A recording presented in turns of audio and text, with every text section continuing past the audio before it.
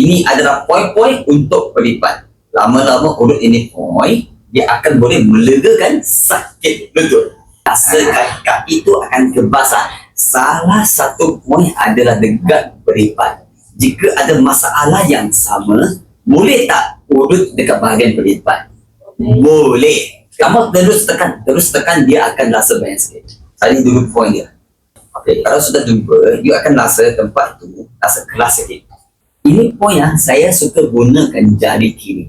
Jari kiri. Kenapa terbalik arah jam sikit? Betul tak? Okey, you tengok saya terbalik arah jam. Saya tak perlu kuat. Tengok rasa tu.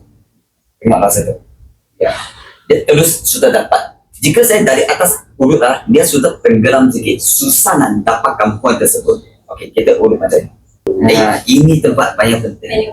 Okey, ini adalah poin-poin untuk pelipat. Lama-lama urut ini poin, dia akan boleh melegakan sakit lutut.